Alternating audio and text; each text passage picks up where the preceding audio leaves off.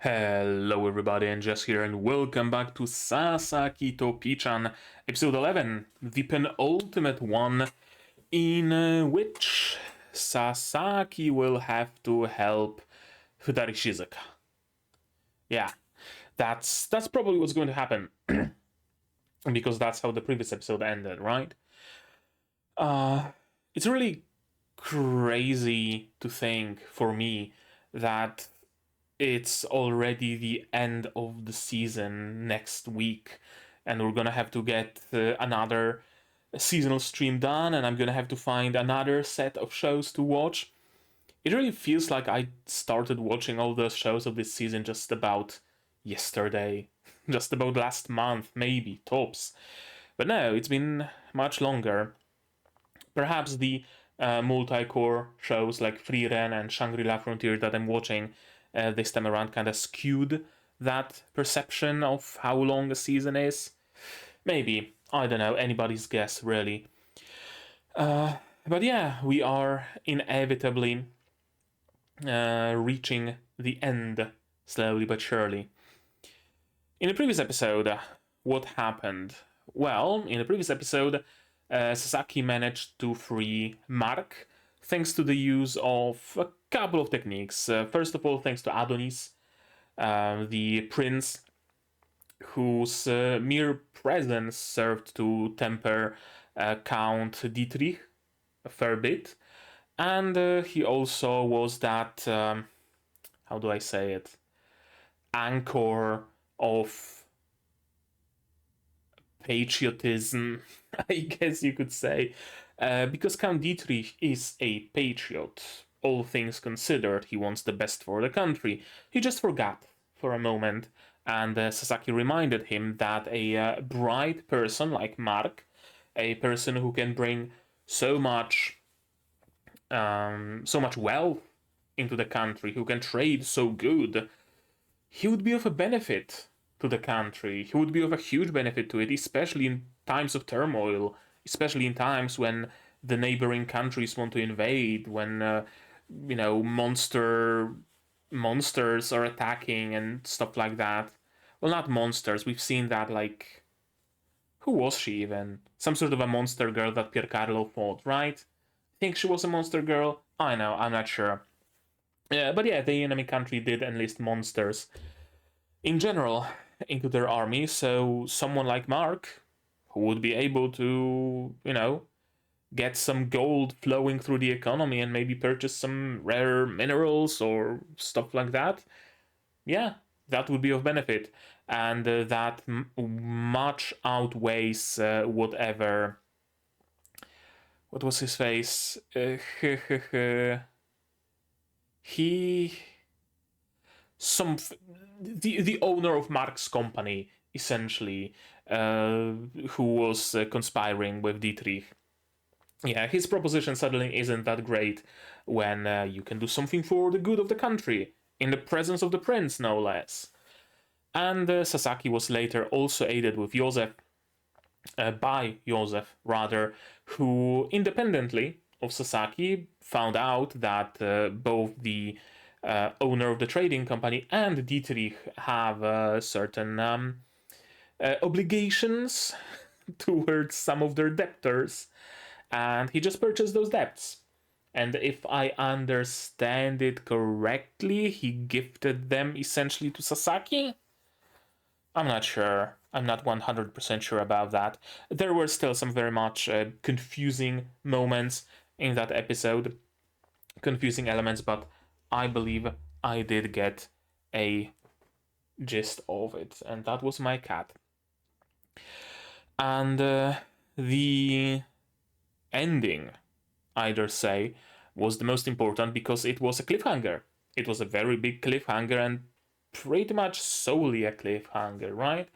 It wasn't that, oh, we were in the middle of something and then we just stopped the episode and that's the natural cliffhanger. No. Sasaki came back. Sasaki came back and got a phone call from Shizuka, who asked him for help because she's in trouble. We don't know what, we don't know how, we don't know why, but she's in trouble. My bets are either she's fighting Magical Pink and losing for some reason, or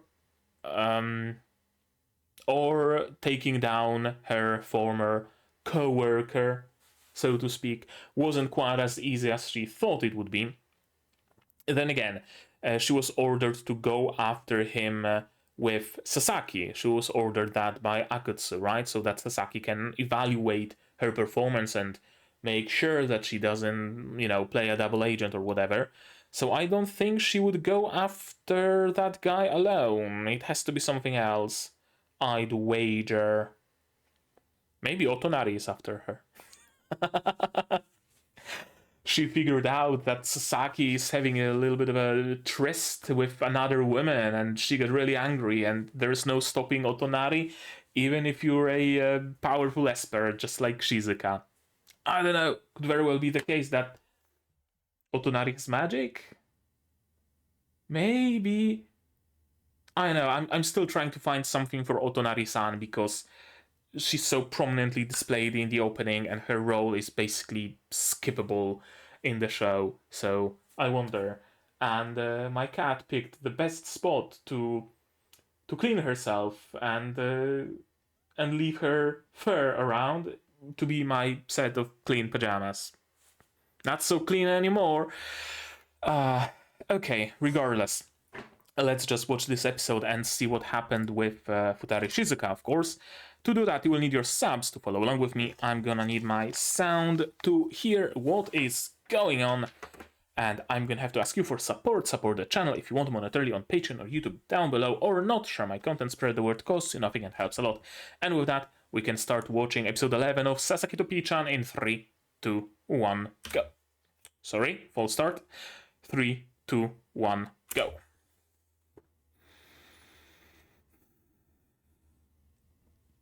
That is Shizuka's place.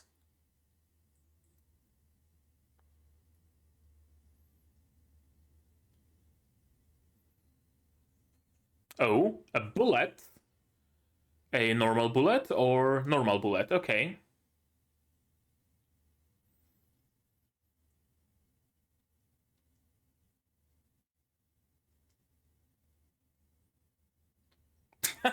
Just having a normal conversation while being shot at. She's escaped, probably, or hiding, yeah. That's also a fair assumption.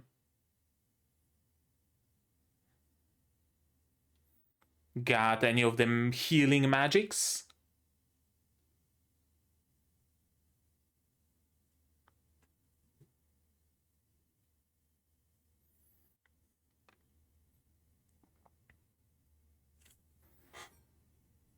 Yeah, shields, healing, the perfect support, the perfect DPS, the perfect tank.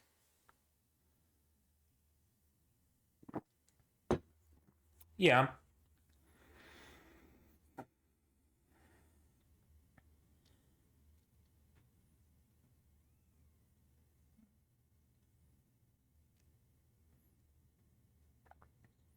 Would they have access to something like a purge squad? I guess they would. Blow him up. Blow him up. I mean, we have an opportunity, don't we? Yeah. Might as well.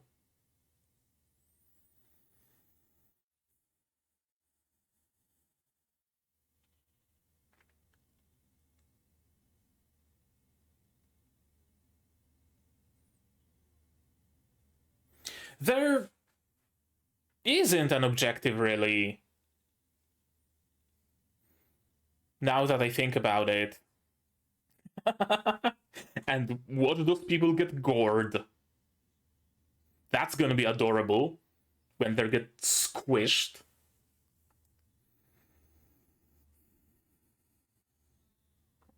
That is our target, I presume.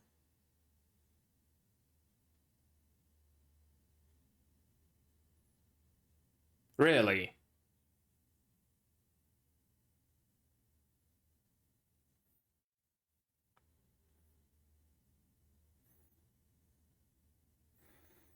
I mean, it seems like a perfect opportunity to just squash him.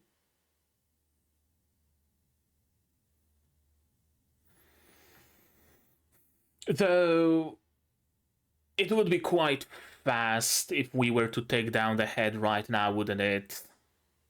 Right?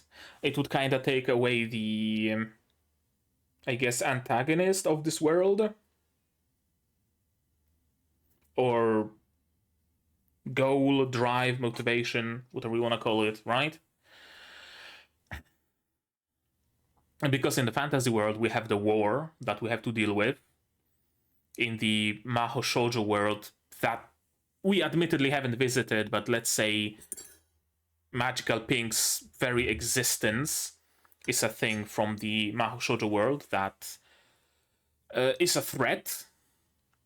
And in this world, we have Shizuka's former organization. If we take it down, what's left, right? Sure, we can be going after Rouge espers like the boy in the school, right? And we can go for something like that and maybe uncover some greater conspiracy further down the line.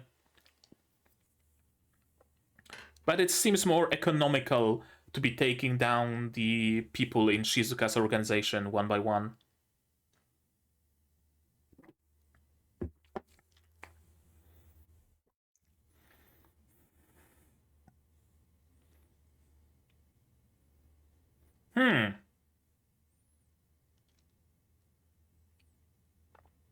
So, Frieren magic.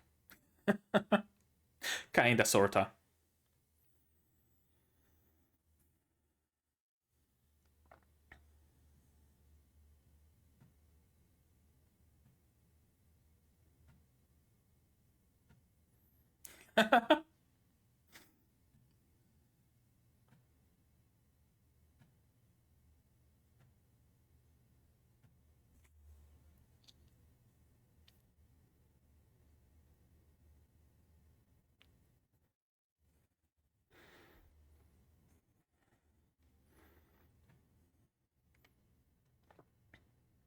Oh, a doppelganger?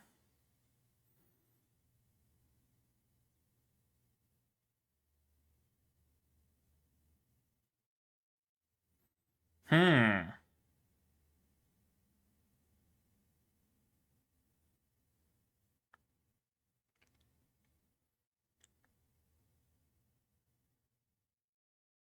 I mean, we can always just teleport, right? Probably, yes.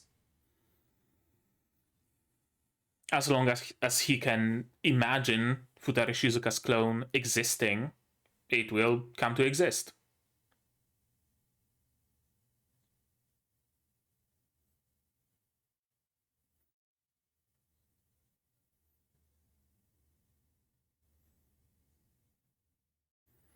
I mean, it's a bird.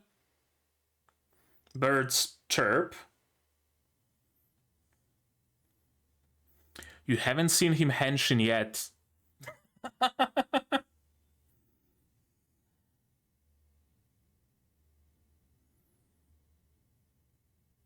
Okay. I thought for a moment that maybe Pierre misunderstood and teleported them to the fantasy land. But no, thankfully not. Precognition ability? Akutsu being a leaker, someone else causing a leak.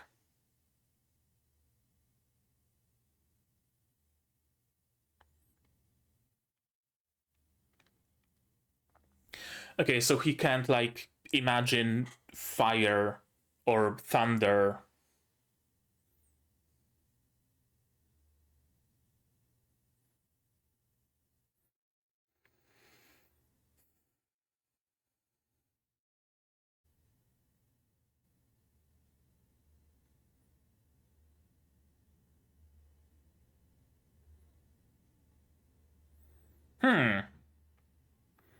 That could be useful. It's not spreading.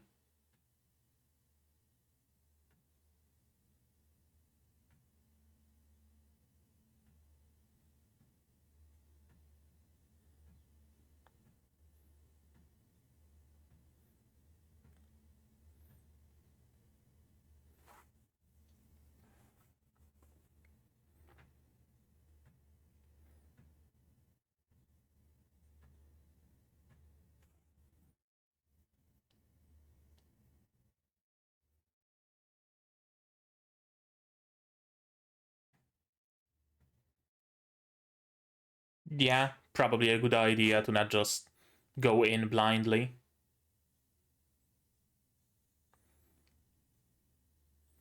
Oh, they were found.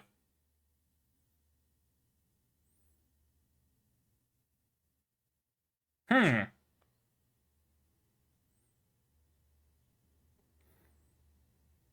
Okay, so he can, like, imagine all of his compatriots, essentially, as long as he knows how their abilities work, he can replicate them and their abilities. Akutsu?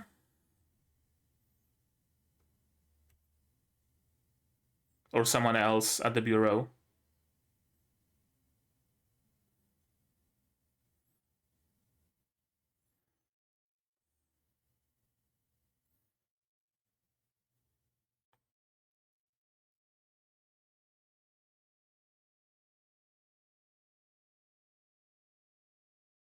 There are cameras inside of this warehouse.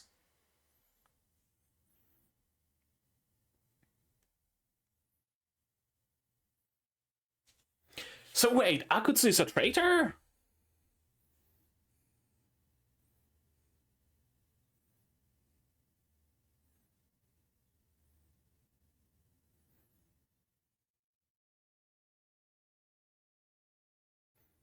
Interesting.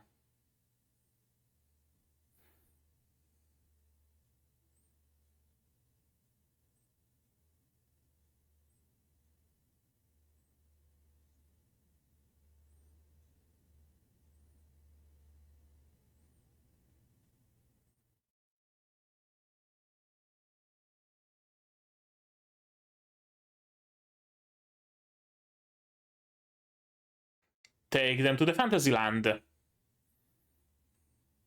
That ought to work. Unlikely that he will be able to track you there. Or just shield the grenades, that also works.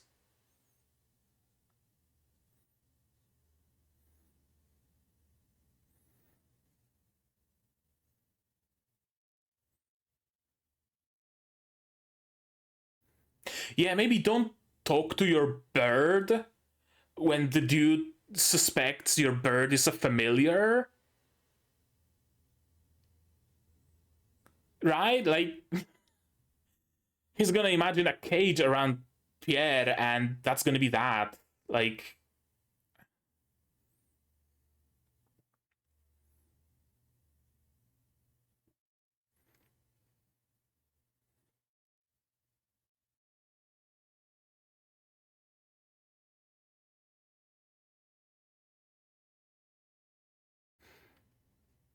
does he no longer care who hears Pierre talk? Or. Yes, please. One witness less.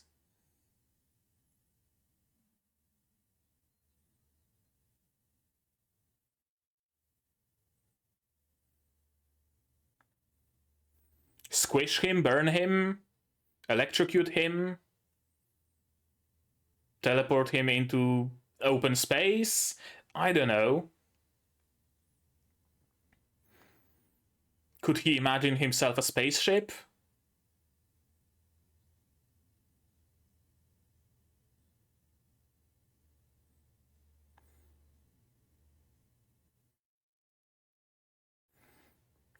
And he's a Chunibyo.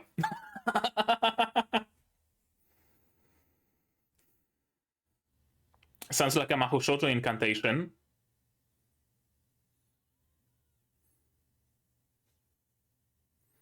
It's just fireballs.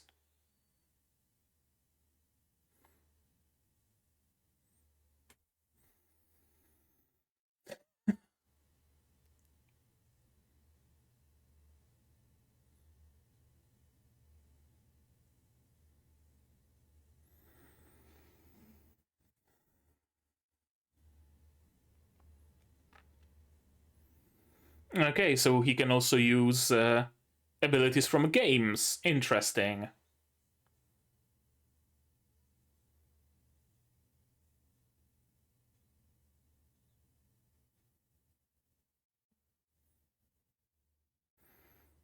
He certainly does have a ring equipped. Probably imagined it, yeah.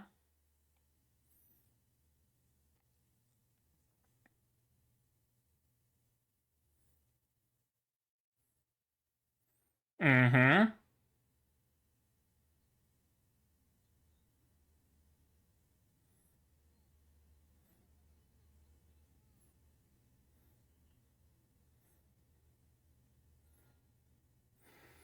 I guess the game he was playing was turn-based with how the fight is moving. uh,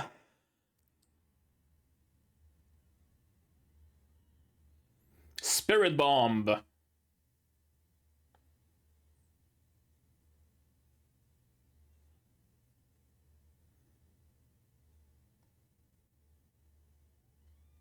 Dispelled.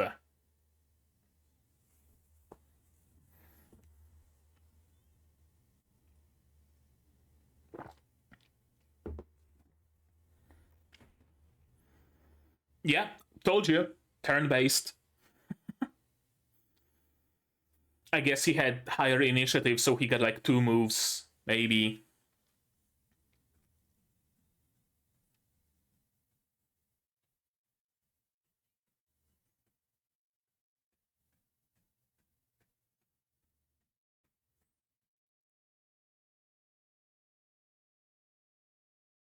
Melee combat?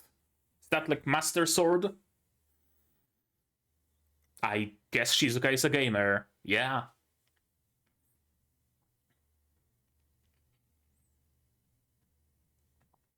It cuts and stabs. Or deletes, sure. That's kind of overpowered, isn't it?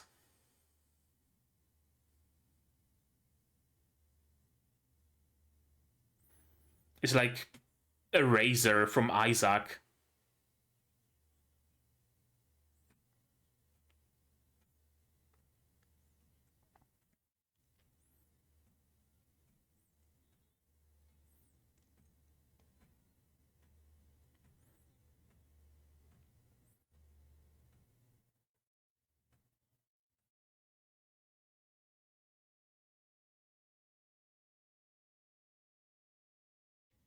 I mean, he literally is flying above you.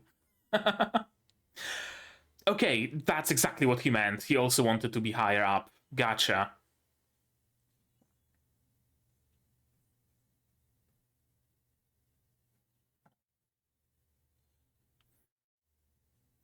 Mm. Does a duplicate of the sword also have the same properties?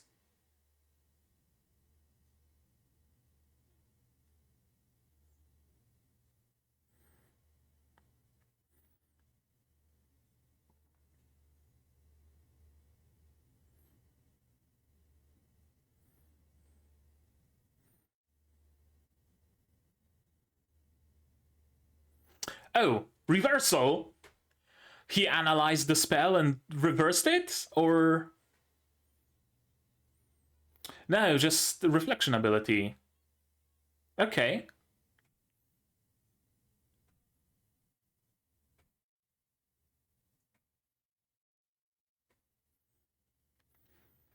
Yeah, please defeat him already.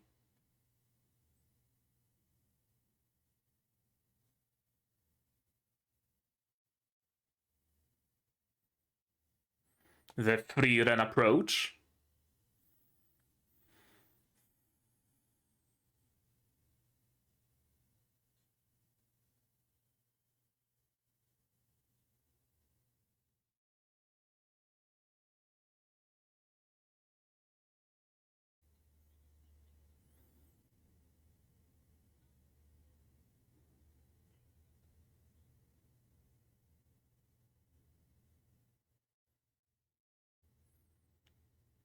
Weren't we supposed to, like, get rid of him? No? No, I guess not.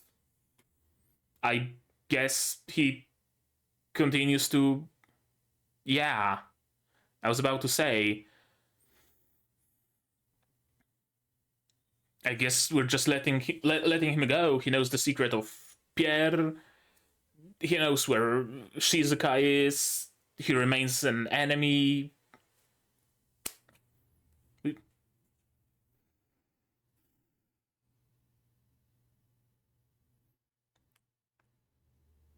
We're just really letting him go, huh?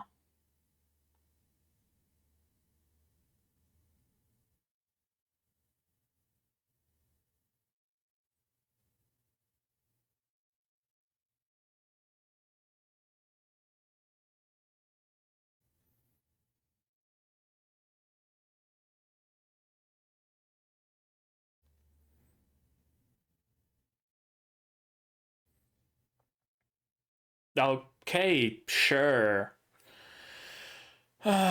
So it would be easier to just kill him and spare yourself the trouble.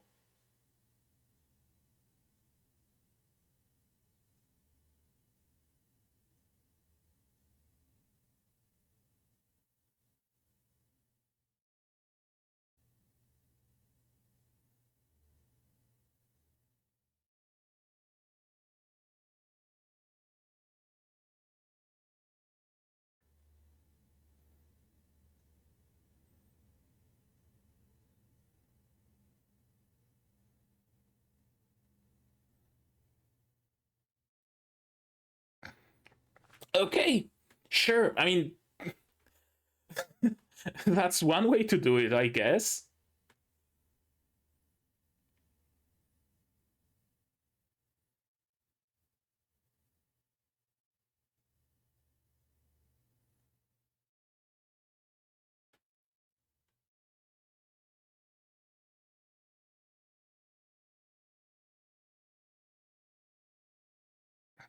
Yeah, probably better to ally yourself with them.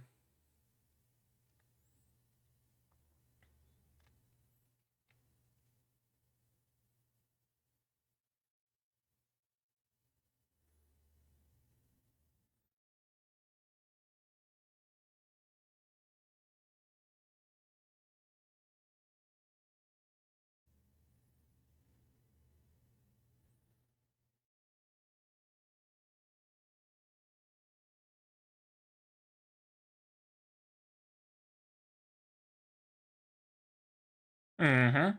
I mean, yeah, the curse works automatically.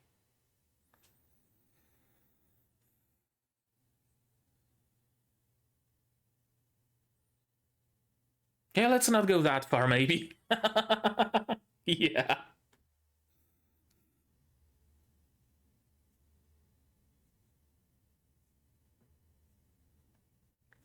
Akutsu? Hoshizaki?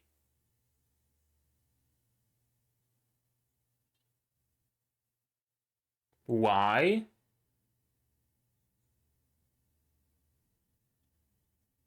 Oh, magical pink. And magical yellow.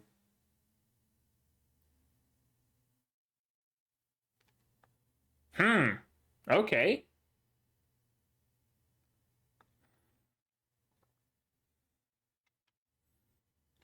I guess we're getting two cliffhangers in a row, basically. uh, I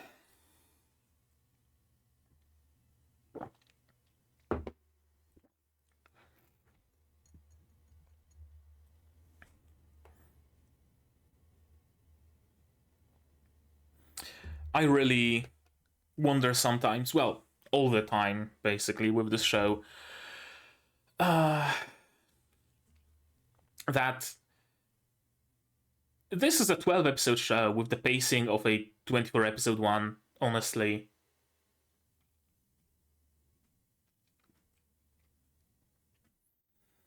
Like, it really feels like we are halfway through the season, barely.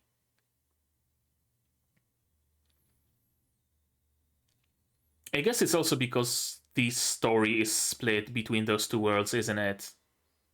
It absolutely is why. It feels like we reached the midpoint in the fantasy land, we reached the midpoint in the real world, but we never really got into the like finale in either, if that makes any sense, right?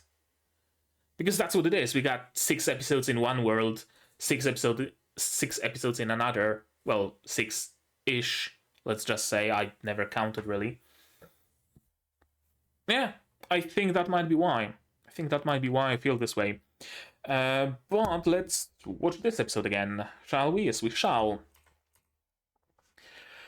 Futari Shizuka's place. This is great. They're shooting at him and he just casually talks with Pierre, not giving a fuck about it. Because why would he? Those bullets are not gonna do anything. Quick heal. Easy job. So far.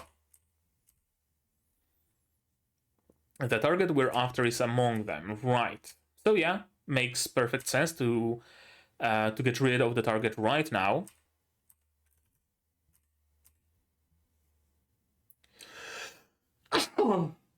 Ah, sorry.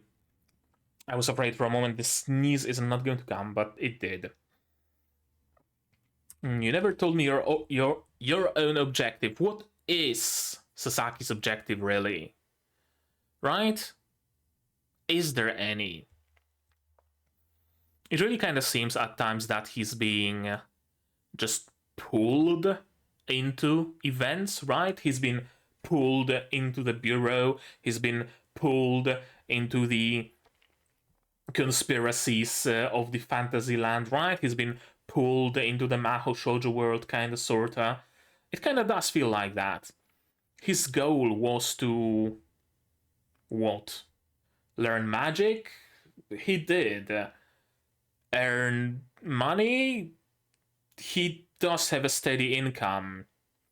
And his goal of earning money wasn't even in the vein of, like, other isekai shows that were decently popular recently, or at least were releasing recently, right? Like, I'm going to earn 10,000 yen in Fantasyland or whatever. You know the genre, right? So it's not even that sort of goal.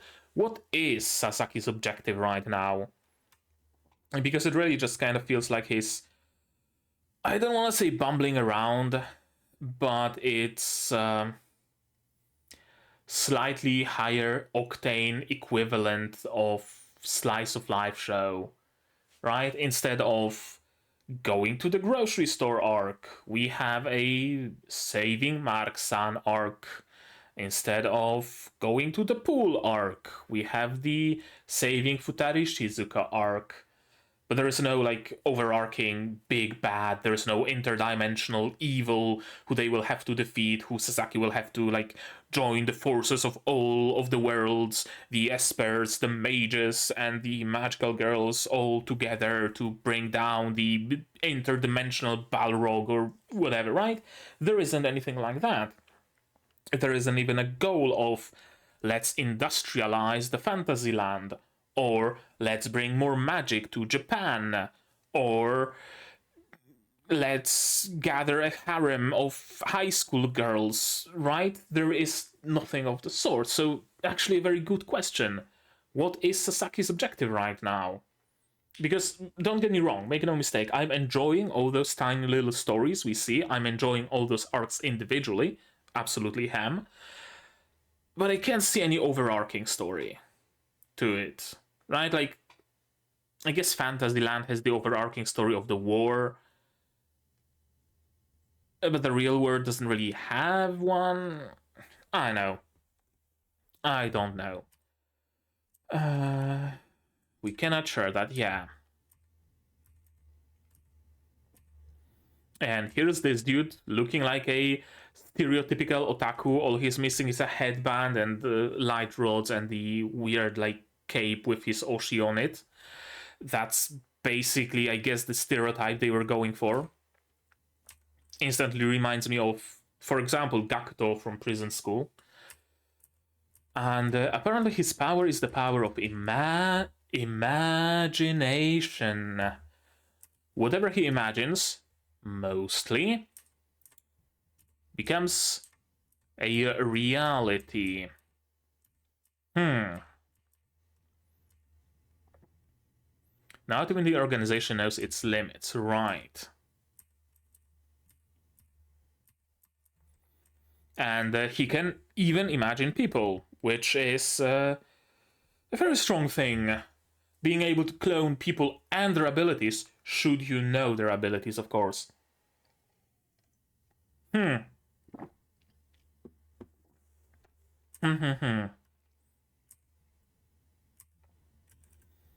This whole sequence, though, this whole like fight, basically the whole episode, kind of sorta, really feels slow to me, though.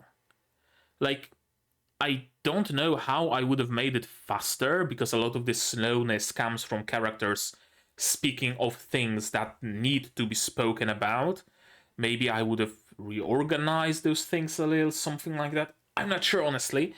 But it really feels like, they're talking, they're talking, they're talking, talking, talking, talking, talking, talking, talking, talking, talking, talking, talking, and he's just staying there like, yeah, I'm gonna let you finish. Take your time. Take your time. I'm in no hurry. I'm just gonna, stand there, hands in my pockets. Futari Shizuka next to me. I kind of threatened you to like use her abilities on you, but yeah, in time, no worries. Right, like that's kind of how it feels at times. And later during the fight with Pierre as well. Your ability wouldn't involve a familiar. It does. It very much does. Teleportation, quick, fast teleportation into the warehouse. I really thought for a moment that Pierre is just going to teleport them into the fantasy land. And Sasaki will have to spill the beans about the fantasy land to Shizuka. I wouldn't be surprised if that was what happened. And honestly, I feel like it would be a little bit more exciting than what we got, The thrill of getting to know a new world, right? The thrill of trying to rein Shizuka in, trying to maybe, I know, blindfold her and lead her to a tavern or something like that, right? And trying to figure out how do we go back to real Japan without risking running into that dude, right? It would be interesting, I feel. But we didn't get that, alas. It's as if they were aware of my actions in advance. I fully expected them to have some sort of precognition abilities, someone with precognition abilities. But no, apparently Akutsu is scheming with the organization, which is like, why? How? Huh? What? I've no idea. I've nary a clue.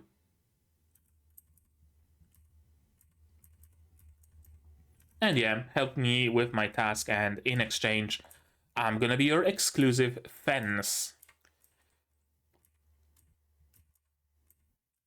Right, and he just makes clones of his allies, of his minions, just to use their abilities. This is actually a very cool way, very unique take on the ability stealing ability that Futari Shizuka has, right? Instead of being able to just touch someone and steal his ability, he has the ability to summon people with their abilities or summon people's clones with their abilities, right? It's still technically ability stealing, but there's like an additional step to it, and I really find it cool. It's a really cool spin on the ability stealing. He disappeared. Yeah. How does he know? A close friend of mine told me. I never would have thought you'd be working with the Bureau.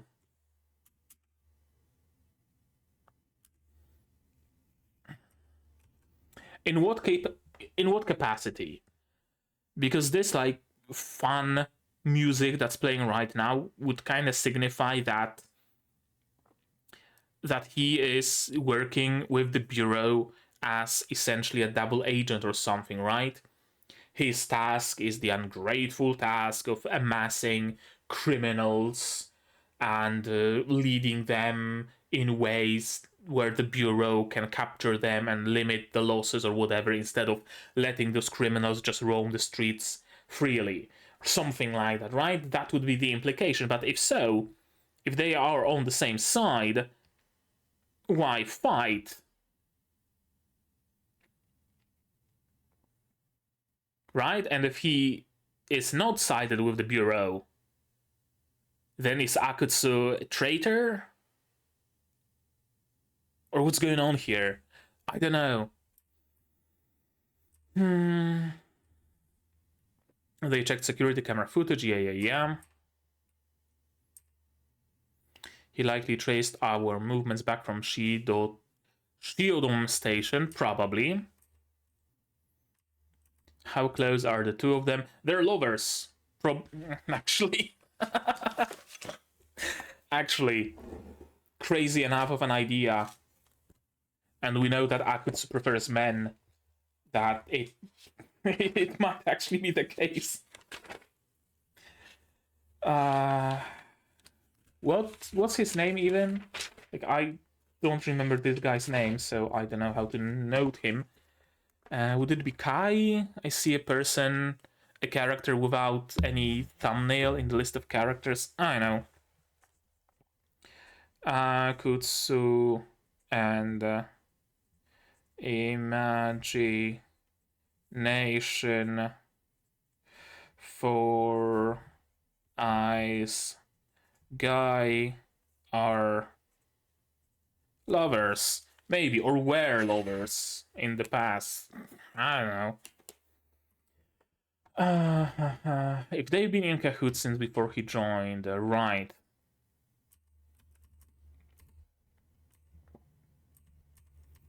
Grenades. Easy, thankfully. And yeah, see, this is another moment of them just talking the night away, and he just stands there.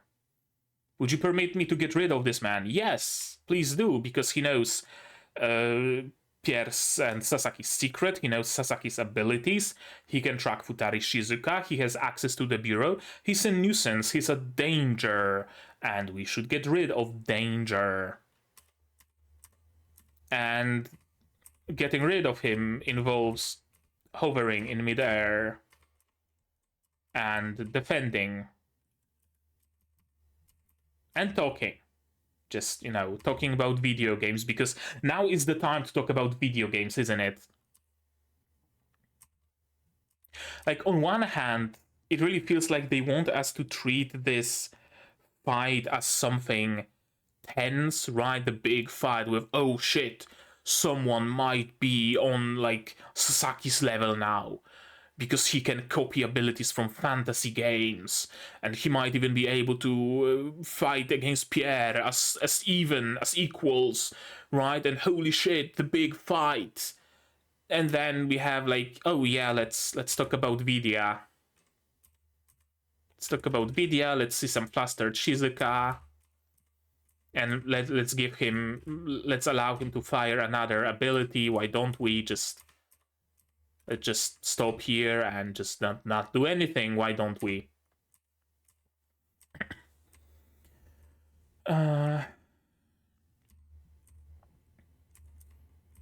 And more talking about video games, of course, deleting sword. Now, here comes the danger. And we're getting, like, a very like Animal Crossing music.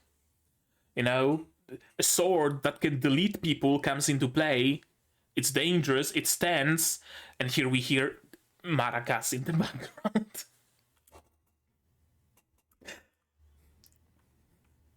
It doesn't mesh that well, I'm sorry.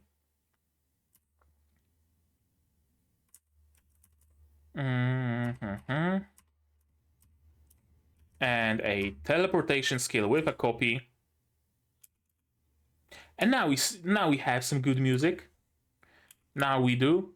Now we have some appropriate sound. Yeah, we have a big drama. Is Pierre going to die? Probably not, but, you know, the drama is introduced here. Of course it is.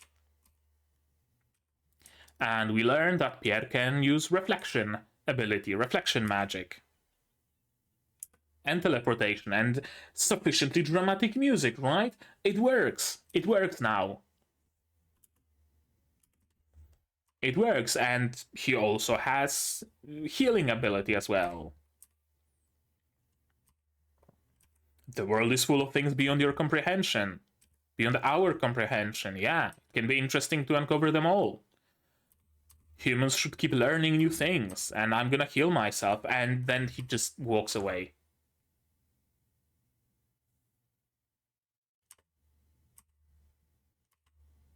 He just walks away.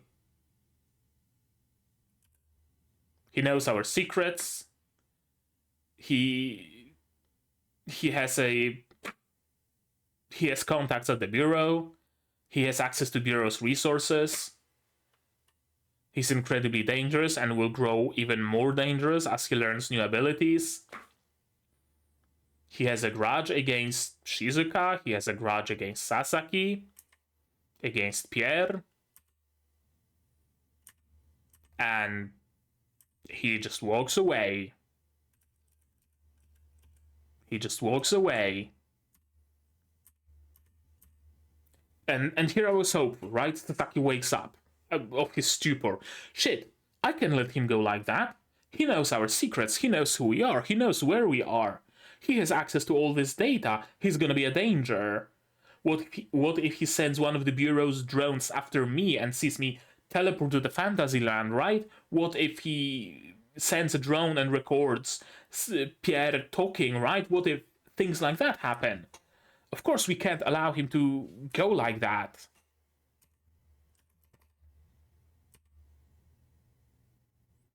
And here I thought that, okay, right, he's gonna do something. He's gonna tell Pierre to maybe remove his knowledge of the Japanese language, make him mute and deaf, and send him in the middle of Uganda or whatever to make him not a threat if they don't want to kill him. Or maybe kill him outright, just clap and vaporize him. Maybe send him into the outer space. Maybe place a brand on him like you did on Shizuka. Right? Something like that. Something that would actually prevent him from talking. But instead he's like, oh yeah, could you talk to the boss of my corporate group, organization that you're in cahoots with? As a criminal, you're in cahoots with an anti-criminal corporation organization. Could you talk to my boss and tell them that Shizuka is no longer with you?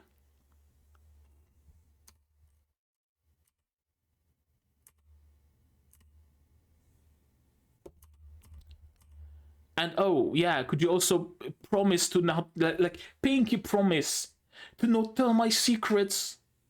Please, criminal son, pinky promise me.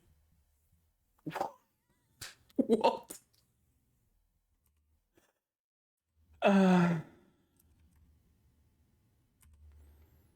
If you promise you won't reveal it to them, I will promise not to use it on you ever again. I mean, I'm glad he left himself the workaround of, I will promise to not to use it on you ever again, but like Pierre is not making any such promise, so he can still burn you if you become a liability. But he's already a liability.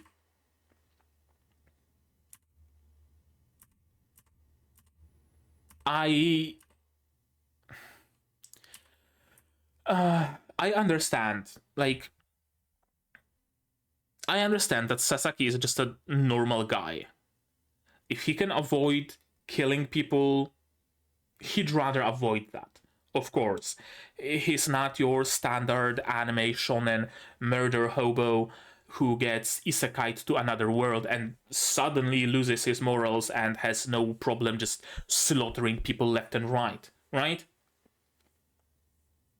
I understand that he's not this kind of a character, but to not do something binding?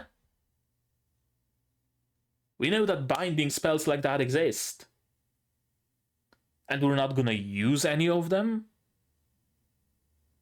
None of that? Really? None of that. Nothing. He just walks away with a pinky promise. It's just straight out illogical, honestly. And also, I can understand Sasaki not willing to kill the man. But Pierre? Pierre is much more pragmatic than that. Pierre is much more willing to dish out death. We've seen him kill an entire regiment of enemy troops. What's one more man who is a danger to them, who is a liability? Right? Am I the only one who thinks that? I don't know. Thankfully, we gained Shizuka as a trusted ally now, though, so that's good.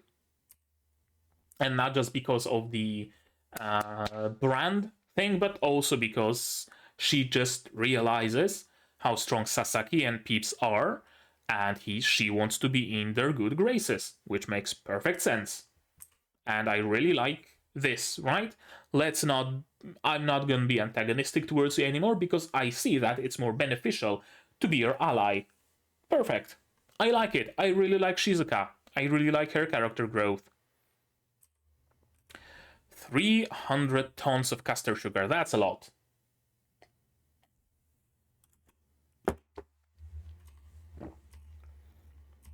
Within a week. And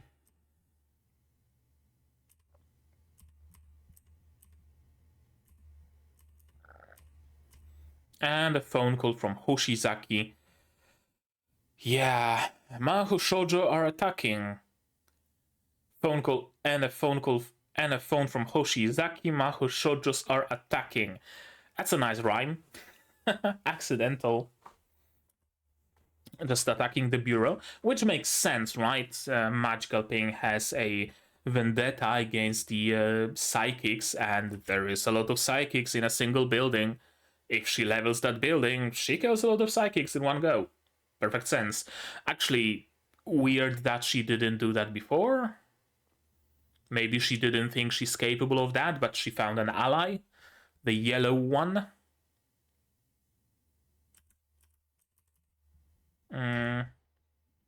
Probably not.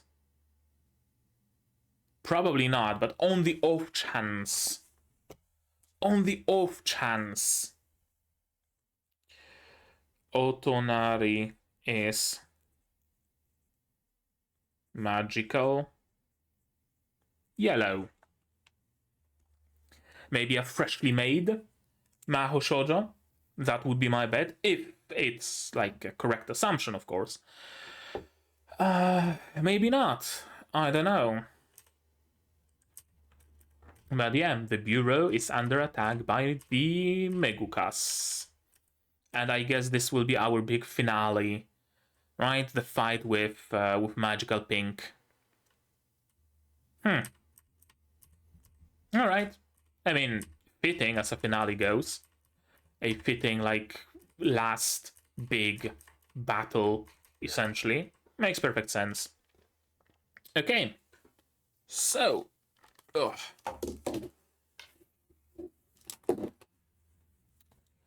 So.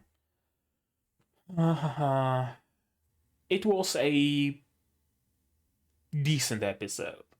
It wasn't bad. I'm not gonna say it's a bad episode because, I mean, it isn't. It had some really nice moments here.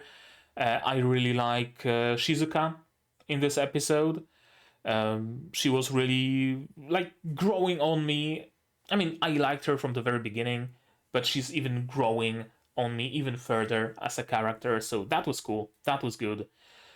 The one and only criticism I would have for this episode, well, two actually, two pieces of criticism. One was with the directing, meaning long talks about relevant things, but still that introduced a pause during the battle, right? There is that thing that some anime employ when they need to dish out uh, some world building, let's say, or some discussion or whatever during a fight. Usually, what you see is two characters talking behind some shield or whatever, and in the background you see like projectiles flying and explosions and glowing lights, right? Stuff like that that signifies that there is a battle going on still, and those two characters are talking despite of that or in the middle of that. No such thing happened here. Essentially, what happened were like 4 attacks in total, which hardly counts for a battle. But then again, like this show, of course, doesn't have the budget of Frieren, for example, where, from what I hear, in Frieren they turned fights that lasted in the manga that lasted like 3 panels into whole ass fight sequences. So Sasaki certainly definitely isn't that, but it still felt kind of weak, I guess, right? Fights are supposed to get your blood pumping, even if just slightly. They're supposed to make you concerned. They're supposed to make you feel like, oh shit, someone's in danger. There's gonna be repercussions of this fight. Someone's going to die. Someone's going to get injured. It's going to change the status quo. That's what fights usually are. And in this case, dare I say the fight changed nothing? Except Futari Shizuka getting accepted at the bureau in the future, I would assume. Because the Four Eyes called up Akutsu, messaged him on Grindr and told him, hey, yo, Shizuka ain't with us no more. I don't know, it just kind of fell flat. It probably would have been better if we were shown the fight and then the discussion about video games, right? We see the fight happen, Shizuka makes some reference to the video games, she screams, watch out, he has a sword that can turn you into nothing. And then after the battle is done, they sit down and Sasaki's like, wait, you play games? And we start from there. For example, right? It's just, top of my head right now. But it really feels like this fight in particular would benefit from a little bit of better directing. The thing at the apartment, I'm willing to overlook that, right? The Four Eyes was probably just trying to figure out what's going on, what are Sasaki's powers. He didn't want to throw himself into unknown waters. He didn't know what powers Sasaki has. So he just stood there and watched as they were talking, and he figured out that Sasaki is a familiar, right? Okay, I'm willing to give them that. But the fight really felt basically turn-based. And turn-based where you like make your turn in a game, and then there's some long animations playing, so you alt tab briefly to browse Reddit or something, and then you remember, oh shit, right, I was browsing Reddit about video games, and there's a game running. I'm gonna tab back in and do another move, and then tab back out, right? It almost felt that way, kinda, sorta. And my biggest issue was probably with the lack of closure to that fight, because the antagonist just walking away and the protagonist's just allowing him to walk away, that's not really closure. He will still pose a threat. He still knows your secrets, and you didn't even bind him with magic or whatever. You just made him give you a promise. Not even a pinky promise, just a normal regular promise. And in exchange you also gave your promise. I don't know, it really felt like the whole thing could have been almost skipped for the most part. Like the same outcome would be if the dude came to Shizuka's place. Shizuka told him, no, I'm with the bureau now. He said, okay, I'm gonna call Akutsu, tell him that you're not with us anymore, and That's basically the equivalent of what happened. I don't know, maybe it's just me. I'm cautiously excited for the next episode because we haven't seen much of the magical girls and we are already introducing a new one. So that might be very much interesting. Magical Pink is also on decently good terms with Sasaki. So it's going to be interesting seeing her interact with Sasaki. Now perhaps suspecting or outright knowing that he's not a magical man, but rather works for the Bureau.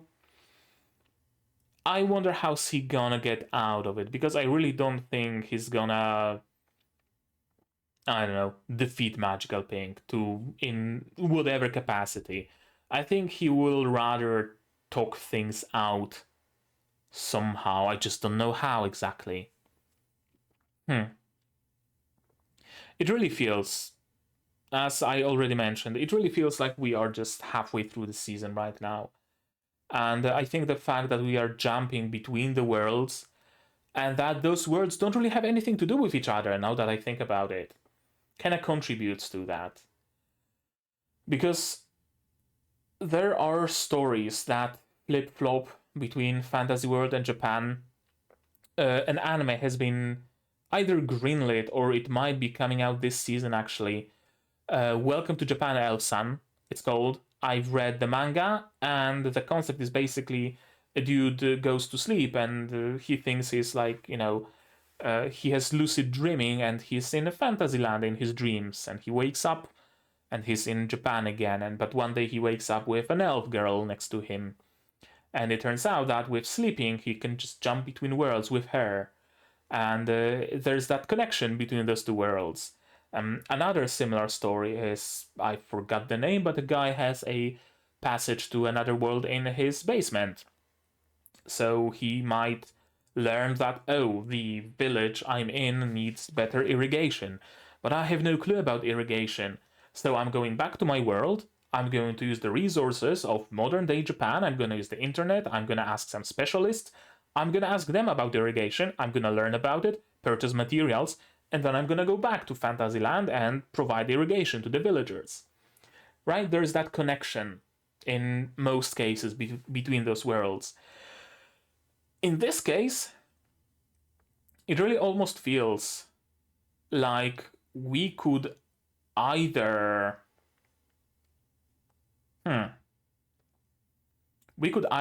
drop all the big important things about Japan and have Sasaki just continue being a salesman, just purchase materials in Japan and go back to the Fantasyland, and most of the action takes place in the Fantasyland.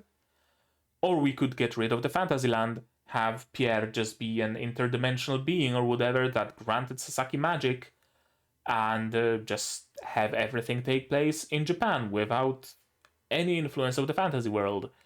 And both of those stories, on their lonesome, would still work perfectly well.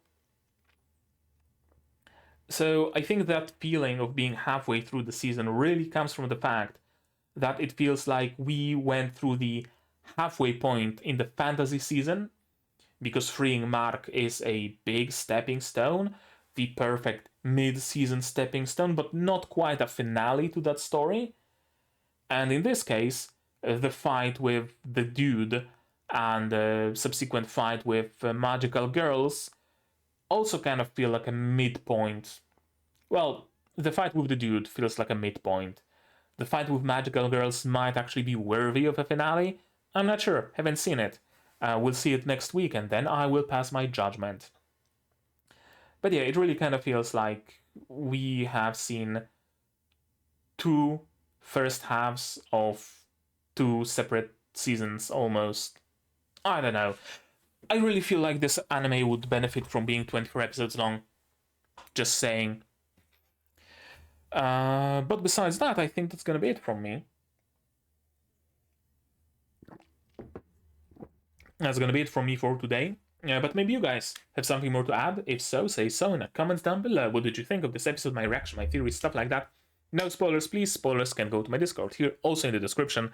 Like this video if you did. Subscribe to be notified of future videos, not only Sasaki to Pii-chan, but also Yuuki, Yuuna is a hero. Frieren, Shangri-La Frontier, Metallic, Rouge, Majo to Yajuu, plenty others coming in the future. Click the bell to be notified when I go live, because I do stream sometimes, and seasonal stream is coming. And support the channel, of course, if you want, monetarily on Pii-chan down below, where for $10 a month you get early access to non-seasonal shows like Yuuki, Yuuna is a hero, and for just $1 you get a role onto Discord and a place in the credits. You can also support me directly on YouTube via membership, super thanks, super chats, stuff like that. And if you don't want to spend any money whatsoever, you don't have to. Share my content, spread the word, it costs you absolutely nothing and helps the channel a lot. And now, with all of that out of the way, that's gonna be it from me for today. And as always, you guys do all the good stuff, and I'm gonna see you in the next one. Cheers! And here's my wonderful Patreons: QB Without a Net, The Group Survivors, Zayren and Michael Spalding, Yuki, Ishtamu, Marcos, and Dr. Watt, Akamancer, Marsh, Fassel, and Hans Peter. And you can join them as well without having to join the bureau. I don't know.